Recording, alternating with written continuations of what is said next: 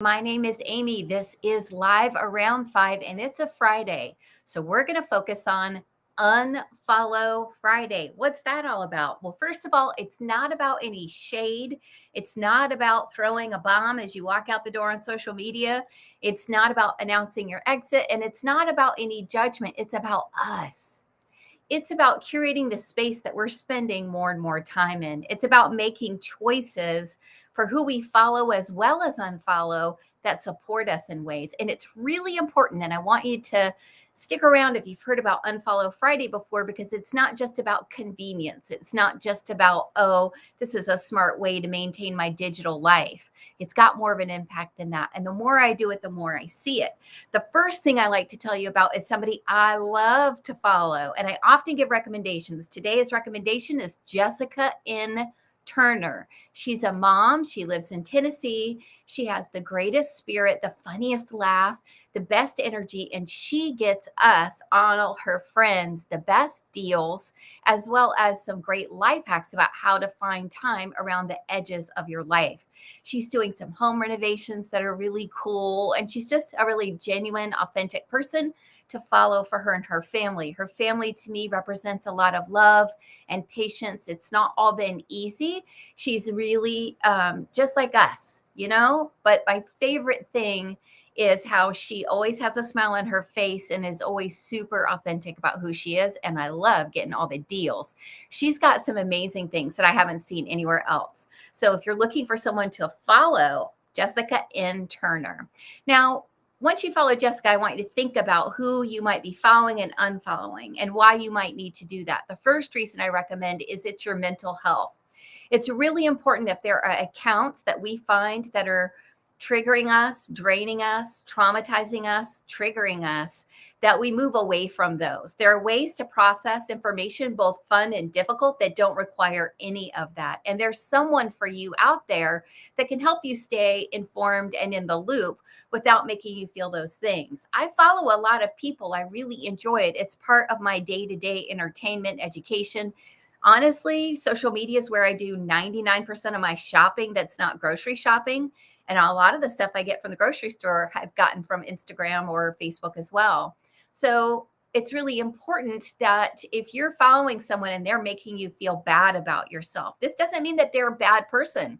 This doesn't mean that they're being a negative person. But when you're on that account, you feel awful about yourself, awful about your life. You just can't, it's not lifting you up. Unfollow and find someone who, when you see their content, you just think, oh, this is going to be great. This is super uplifting. This is really fun, right? Or, wow, I'm really learning on this account. This account's really kind of pushing my boundaries a little bit and introducing me to ideas and concepts that I wasn't familiar with. I'm growing with this account. I have those too. So, first, mental health. The second thing is to manage your time wisely. I have a completion issue. Part of it's my Virgo side, part of it's my ENFJ, part of it's right. I've got all these personality tests. If you've been at any level of management or ownership of a business or a nonprofit in the last 100 years, you've got 12 personality tests that have told you certain things about yourself that can be strengths or weaknesses. And I get really irritated if I don't feel like I'm finishing something. As I age and get more mature, I'm learning if I'm reading a book and I don't like it, I don't have to finish it. I don't have to finish getting through everyone's stories or finish getting through my scroll, right? It's almost not possible these days, but it's really important when I'm on social media that I'm thoughtful about my time. It's the only resource I can't get back. So I have to be thinking, am I just wasting time here? And if the accounts that you're following are wasting your time, that's just as bad as something that may be hurting your mental health. Those are resources, your sanity, your health, your strength, your self, confidence, and your time. So protect those. The third thing is to stay informed. There are accounts that I follow literally just to learn what's going on. My favorite of those would be Sharon Says So. She's a previous government teacher, and I really appreciate that she will sometimes explain something that's going on in the news in the way that I don't understand, because I'm not as familiar, particularly with government history, as she is. There are other accounts I follow so I can get different perspectives on news or what's happening in the world. There are accounts I follow because they tell me what's happening in the rest of the world, not just the United States.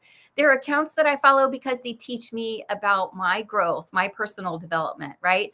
One of the business accounts I love to follow is Layla Hormozi. She's got incredible perspectives on how you can manage if you have issues of worth. She's an incredibly successful businesswoman, and she gives her time to this platform, and her reels especially are gold. They're fast, they're full of information, and they definitely help me stay informed as a leader in business. It helps me feel like I've got a little bit of an edge and I'm thinking about what's happening in my own businesses when she's teaching that.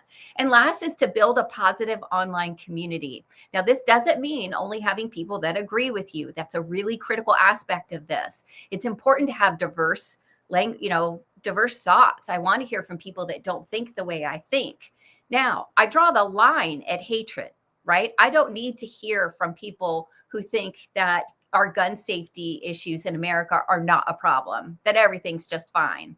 I disagree with that to the extent that if that's what you truly believe and you talk about a lot, I don't need to follow that. That goes back to my mental health and staying correctly informed. We all know we have a problem, but I'm looking to build a positive community. So I might follow someone who disagrees with me on a myriad of issues or lifestyles or whatever, who are going to educate me, inform me, and help my mental health grow.